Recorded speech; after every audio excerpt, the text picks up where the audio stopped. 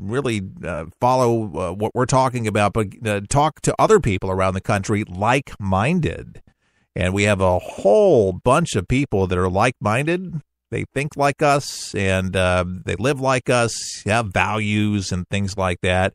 I know, it's hard to find, but that's why we do what we do each every day. And I really appreciate your support so much, all of you that have gotten behind us and buy our coffee mugs or whatever we're touting to keep us on the air, and your donations. Thank you very, very much. We'll never forget your support. It means a lot. And it helps other people out there, believe it or not. It's a rarity to find a broadcast like this. And maybe you've tuned in and you're like, wow, where has this show been? Well, here you go. There you are. Here's a new ad that's coming out. It's a multi-long advertisement titled American Nightmare. And it was released by the Democratic group Latino Victory Fund. And it shows minority children seemingly being chased by a driver in a pickup truck decked out with all things a Confederate flag. I'm not even kidding. Gillespie for governor, bumper sticker, and don't tread on me license plate. Ed Gillespie and Donald Trump promised the American dream, but can only deliver an American nightmare. No more. The driver, by the way, in this ad, because you can't see it, this is radio, the driver makes his way towards the scared children who shout, "Run, run, run," when they see the truck. And the ad concludes with the narrator asking, is this what Donald Trump and Ed Gillespie mean by the American dream? Chasing down minority children.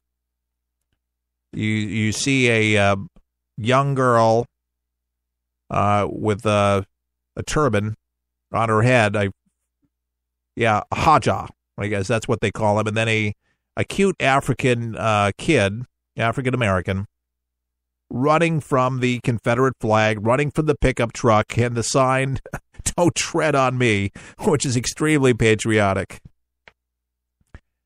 So the implication is racism.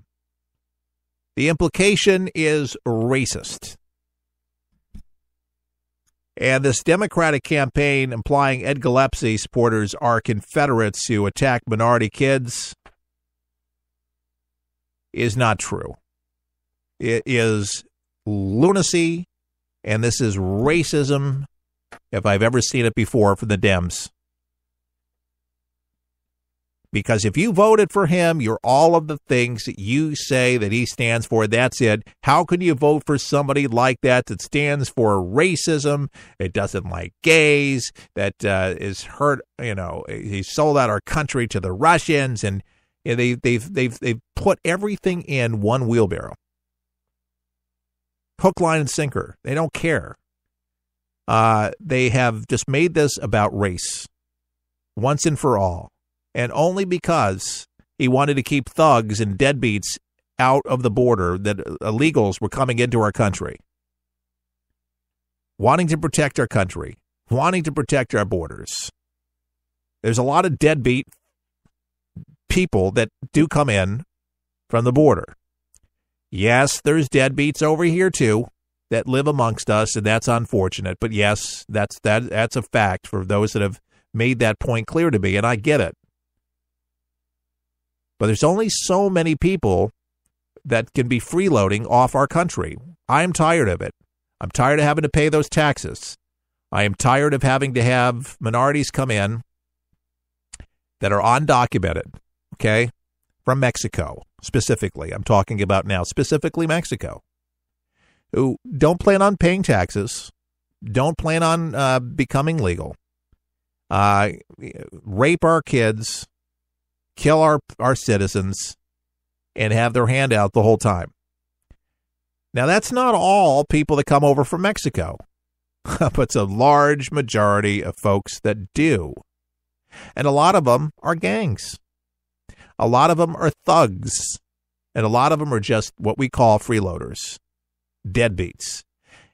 And there's a reason why the mayors of a lot of these cities, as you know already, San Francisco and New York, et cetera, Chicago, Dallas, they allow these people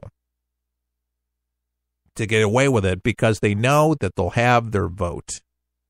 Because they say it because we know that you'll have our back.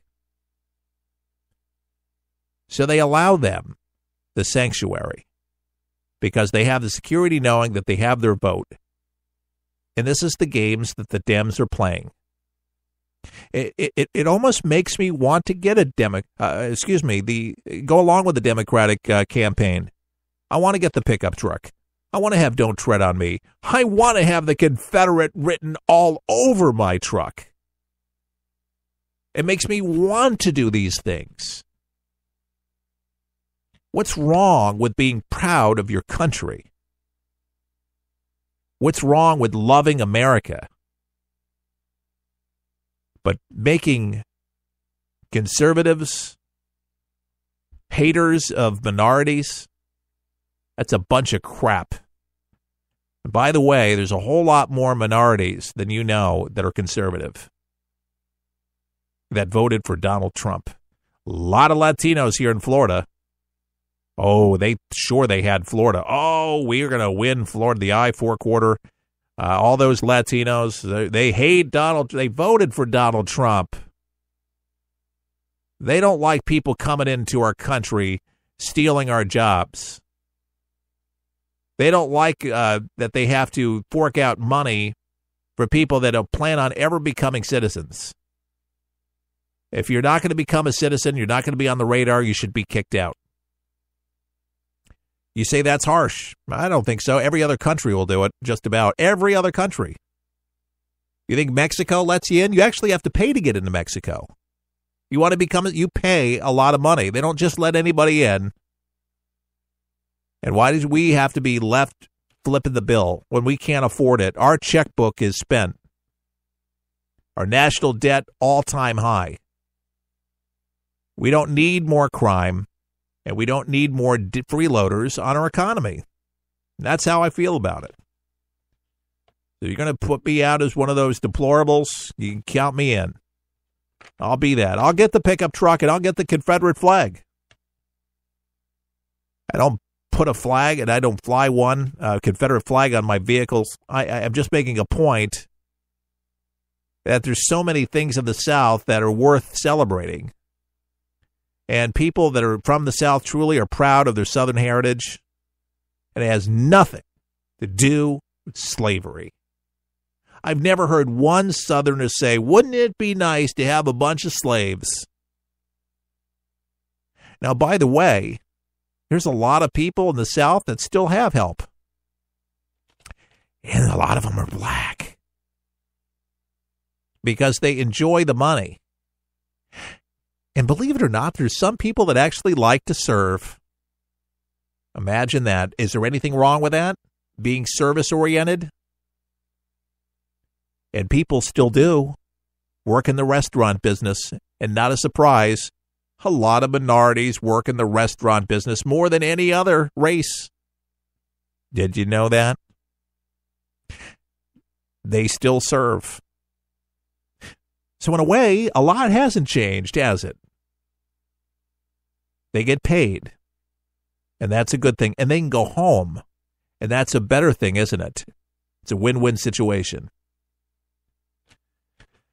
Instead of taking us back to where there's an outhouse or there's a bus seat in the back of that bus just for that black colored kid, let's take you back right there. Let's linger there. Let's stay there. Let's piss off blacks. Let's piss off as many minorities and Muslims as we possibly can for those darn Republicans.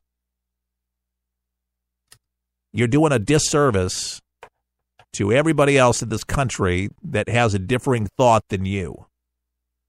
And yet you say you're for tolerance. Liar. Liar. They are creating this climate. As much as they deny and say that they're not, they're the ones doing this. Plain and simple. This ad, you got to see it. If you've not seen it already, just type in ad campaign Ed Gillespie supporters or Confederate Ed Gillespie, and stick it in there. You can see it. This American Nightmare is airing through Election Day on November 7th in Richmond and Washington markets on Spanish stations, according to the Washington Post. But you can watch it on YouTube. Just it's paid for by Spanish folks, Democratic group Latino Victory Fund. Get real and get a life. Just because he was talking about Mexico didn't mean that he was talking about all the Spanish people in the world. It's amazing. Everybody loves Mexicans now since Donald Trump was saying that he wanted to make sure that they were just getting into our country anytime they wanted to do it. Remember something, folks. The takeaway is you don't have a country unless you have borders. Whether it's a wall or whatever you decide security-wise, you can't just let people freely walk in. You can't do it. You got to have a border. There's got to be a protocol to protect the American citizens that live here. And we haven't done that in a while, and too many people have kicked the can down the road on the left and the right, and it's gotten out of control. And we just cannot keep on doing this and keep kicking the can down. That's why we have the problems we have. That's why a lot of people have problems, because they don't deal with them. Let somebody else handle it, because it takes work. It's better just to kick the can. Then you don't stir anybody up or get anybody upset. You can just let everybody do whatever they want to do. Let them come any way they will. We'll protect them. It's okay. No accountability whatsoever. Just do it, just like Nike said. I have a real problem with that. And I know you do too. Is your daughter's Halloween costume appropriate? That's the question. There's a university's issues guide. Basically treats in counseling for offensive Halloween costumes. Little girls dressing up as Elsa and Frozen should just let it go, because her character promotes white beauty. According to Setch Ferris writes in her blog, Raising Race Consciousness Children, in a post that went viral and was picked up by Cosmopolitan. Some schools are warning students that Donald Trump's costumes could be considered offensive. But that's all child's play compared to the continued policing of costumes on college campuses. The mere possibility of someone dressing up in what could be viewed as offensive costume is causing several colleges to proactively warn students using guides, checklists, workshops, treats or probes, and investigating, even offering 24/7 counseling. People that dress up as Indians. Recently, schools cracked down on non-politically correct outfits, from creepy clowns to Caitlyn Jenner and just about everything in between. And the scariest thing about your costume isn't what you think, according to a Halloween and cultural tabloid. The University of St. Thomas in Minnesota put up costume or culture appropriation flyers listing unacceptable costumes and clothing as including Native American headdresses, a Mexican sombrero, a geisha outfit, I don't know what that is, or a blackface. Cultural appropriation is defined as the act of taking intellectual and cultural expressions from a culture that is not your own without showing that you understand or respect the culture. Offensive costumes incorporate a long history of prejudice, hate, discrimination, colonialism, and slavery, as well as turning an important and or sacred element into fashion. Very interesting. People are upset because of Elsa. It's a Disney character. And other Disney, like